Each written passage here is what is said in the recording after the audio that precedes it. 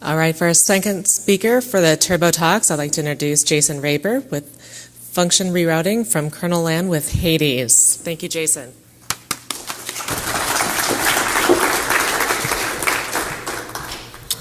Okay, well, she read my first slide, so I'll move on. I'm trying to help you out. So here's kind of what I'm going to talk about. 20 minutes, I'm going to cook through at least the output and overview, and I want to take you through actually some of the source code and then where to get it. Okay, so what is it and why am I creating this thing? You know, for what I do for my job, I do a lot of reverse engineering and red teaming.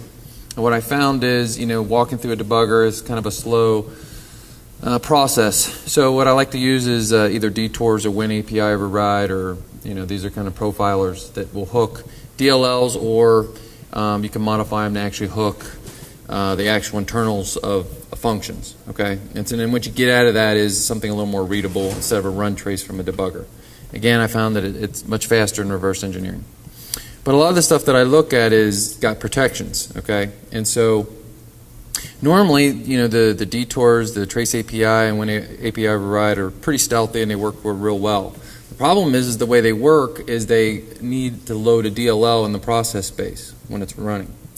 So what happened was I was looking at some malware, and the malware was not allowing any kind of unauthorized DLLs to be loaded in the process space. So this is where the motivation came for me. I was kind of like, well, okay, well, how do I do the same thing that detours and WinAPI overrides is doing without, you know, loading a DLL? So, you know, in a lot of reverse engineering, when you understand how to pass control from user land to kernel land, you use NTDLL as kind of like the gateway, right? It does a sysenter or an N2E or something along those lines. But it sets up, you know, the stack frame and passes it along, right? So I said, well, maybe I can write a driver that will allow me to do that. Let's see, and that's kind of really the motivation. It kind of worked that way. Okay, so I've got two different outputs, as you can see over here. This is kind of what you normally would see from a profiler, but I've got a more verbose mode. So if you download the source code, and you know, because I don't really, this is the way I debug drivers, is with a lot of debug prints. But you can see here, here's the program. It's very simple. It's just a hello world program. It runs. And you can see where I'm hooking foo2, okay? And in this case, the program just prints out the parameter, okay? But you can see up here that foo2 is called 4 times, and I catch all the parameters and I print them out. In addition, it also does foo4, which, you know, the output here is just 3, but if you disassemble it and look at it, it takes 2 parameters, adds them together, and prints it out. So again, very simple example. Okay, so now let me take you through kind of the high-level view of how the product works, and then we'll take you through the source code. Okay, so down at the kernel, I need some sort of toehold, okay, that allows me to pass or catch control when I pass it from user land down into the kernel, right? So when I load the driver for the first time, I hook load driver. Now you can, like I said, when you download the source code, you can use any syscall that you want to use. I just picked this one because it's not getting called a lot. Okay, but I'm not going to go through too much on how to hook drivers. You can Google that, or hook syscalls. It's pretty beat to death on how to do that. The next step that I do is there's an area of memory between user land and kernel land called shared user data. Okay, and the kernel or operating systems will use this. Windows will. It used to actually throw code there, but with later versions they just use data.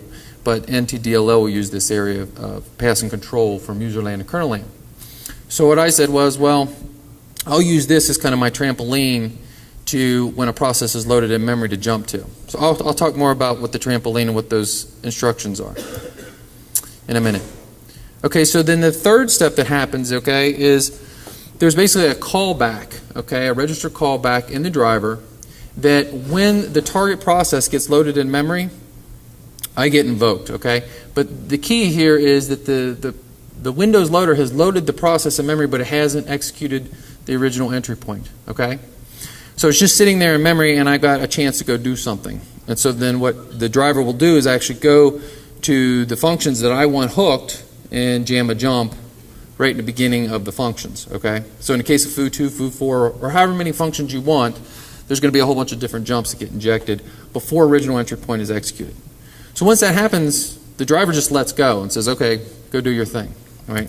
So the window says, okay, great. The instruction pointer starts at original entry point. It works its way down, and it finally hits your jump. And obviously, I hope you know where that goes, right? And like I said, this is the novel piece, right, is that we're not using a DLL to be loaded in the process space, because that is a protection or an anti-debugging technique that they look for, or anti-tamper. Okay? So when that jump happens, it jumps down to that trampoline space, and you could see the instructions here where I'm basically saving the stack context, saving the flags, and I need an identifier. The reason I need an identifier is because I have multiple hooks. Let's say we have 100 different hooks. Well, I need to know where I came from, right? So now I have to pass control down to the driver so I can get control, right? And that's where you'll see this jump to the handler. Again, imagine this is duplicated, maybe 100 different times, depending on how many functions you have hooked. This is only one time. Is we load an identifier 61, and you can disassemble NTDLL, and you can see all the different identifiers for all the different syscalls, right? And for load driver, that's 61. Saves off the stack and does a sysenter. All right. So what happens after the sysenter? Well, because I loaded the identifier for the loading of the driver, and I have that guy hooked, after the kernel does its thing, it's going to pass control to my hooked load driver, right? So at that moment, now I can print. We're laughing, right? Because now I can print out the registers, I can print out the parameters, print out the function. You can do man in the middle and change the data in transit, or not even do the call if you wanted to, right? But then the last thing I want to do, obviously, is because I want to keep my hooks in place. I want to restore the context, and here's the kind of the trickier part, right?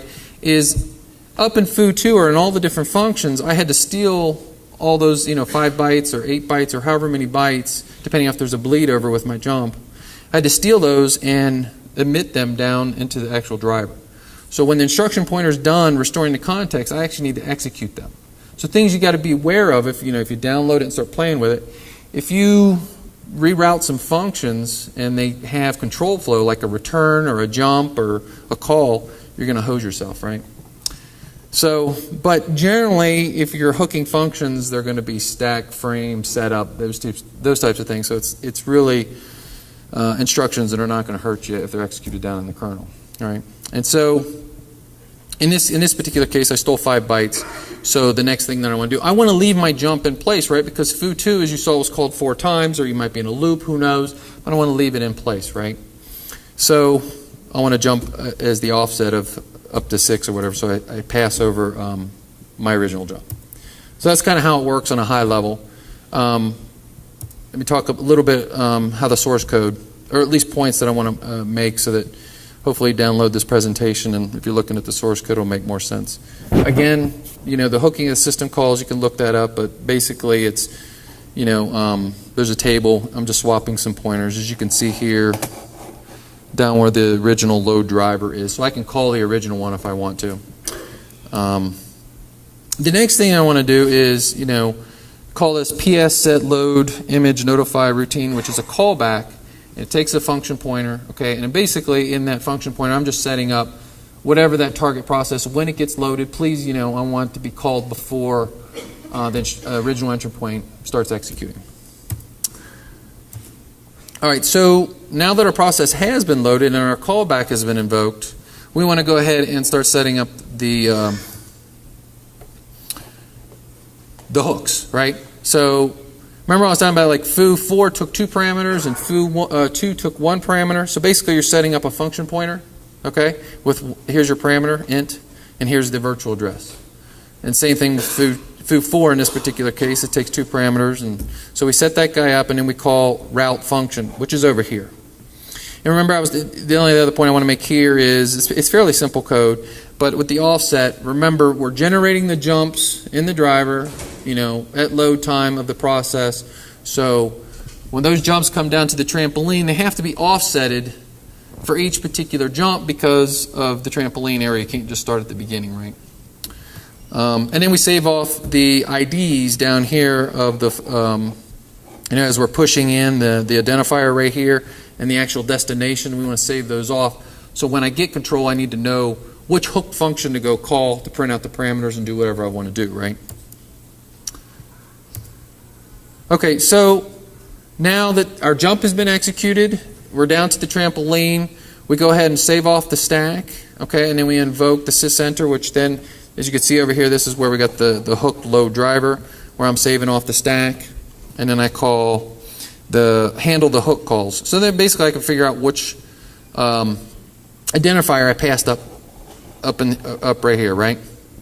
And as you can see here, where I'm pushing the registers, the flags, and the identifier. Identifier was the last thing to push on, so it's the last thing on the stack. So that's at the top. Again, my comments reflect that. And then down here in the get called call address, again, I'm just looking up the identifier to figure out which hooked function to call. And that's where we would get here. So in this particular case, of this particular example of hooked 2 got called first, or got invoked first. So this guy gets executed. And again, it's really easy at that point because now we're just at the very beginning printing out, come on mouse, printing out our parameter. And again, this is kind of cool because at this particular point, if it's an anti-debugging function, for example, let's say maybe you want to take a debugger and you want to attach it, but your debugger is getting caught. Real simple example is debugger present, right? So in this particular case, if you've got that particular function hooked, you can just return 0 instead of true, right? So it allows you to do some powerful things there as well. And then the last thing, we want to restore the context and then, emit these instructions. You can hand code the assembly code or whatever, and you can write maybe some sort of plug into IdaPro that'll automatically generate this. This is just a kind of a proof of concept. Can I do it? And yeah, so it's kind of neat. And then obviously I had the offset before I push the flags because you don't want to add before messing with flags, and jump back. All right, so again, that took like 2 weeks to actually develop all that just to see if I could do it because kernel level debugging is really not all that great, or so fun. But then I thought, well, if I can do that, well, what if I could actually just make slight mods to this rerouting capability from the kernel and make it into a debugger, which I did. But again, I only probably spent like a day doing that. Okay, so it's very, very limited. It's a one-time breakpoint, and when so basically you hard code a particular address that you want to print out the registers, or maybe even change the registers. You compile it into your driver and you load it, and it works off the same premise of the trampoline, of the shared user data, the callback, the register callback, all those types of things everything's the same. So as far as the actual source code, again, you could probably do this all from the command line, but I just wanted a proof of concept to see if it worked. But these 2 files you have to modify as the source code is now. Just change it from the data mining to breakpoint, and then hard code your BP1 to whatever address that you want. Like I said, it's limited to 1, but modify away, and you can make all kinds of make it unlimited breakpoints. And again, it's just like the rerouting stuff. I put a verbose mode versus the short, just because that's how I debug my drivers and stuff, how I steal the bytes and put it back, etc. In the interest in time, these are just basically the 2 functions that really had to be written that's different than the original core of the rerouting code, right? So on how I add the actual breakpoint. And the other thing is, like I said, because it's a one-time breakpoint, remember for the function rerouting, I was leaving my jump in there because it could be called many times, right? For the one-time breakpoint, I just, as I take the bytes and steal them from the jump, I just throw them right back in. So in other words, when control comes and is passed down to the driver, first thing that I do is restore the context and restore the stolen bytes, print out the registers, and then jump back, right? So fairly simple. As you can see right here, where it's doing the writing back of the memory, printing out the memory, and then jumping back. Okay, so here's where the source code is. I'll leave that up. I'd ask you is, if you download it and you make mods to it, push it back up there so we can all benefit. Are there any questions? Nothing? Driver development, yeah. Well, anyways, download the source code and have fun with it. It can be used, I think, fairly for. We use it, to get around a lot of anti-debugging types of tricks and anti-tamper. And I mean, the obvious thing is when you're using the rerouting capability, if the code has checksums in it, it's going to catch you in that regard. But it'll catch you with WinAPI or override or detours. So same there. But at least with the debugger too, it's a one-timer. So, I think there could be some interesting things from it, right? You could, in theory, reroute every single instruction as it's going through, and then you would get around all the checksums, right? So if you wanted to set a particular breakpoint at one area, you start rerouting from the entry point of the program, original entry point, and just keep replacing the bytes. If it goes through any checksum or anything like that, at least when it's executing, it's all back to pristine condition, right? And then you don't have the weight of the extra DLL trying to hide that. So, yes? Do you have any concerns that this might be perverted and used to attack anti-copying measures that people are putting into their software? Well, I mean, yeah, it could. I mean, it's a debugger, right? So it's you can use it as a debugger, and when we use it primarily for getting through malware quickly. So we've got an assortment of different tools that we develop ourselves, like this, or proof of concepts, and then turn it into something else. But again, if you're looking at malware for any length of time, it kind of gets old with all the anti-debugging and IDA and OLI and all that kind of stuff. Slogging through it kind of gets hard. So, but yeah, I mean, it does add a level of stealth, which makes it interesting, I think. So, anything else? Nope. Okay.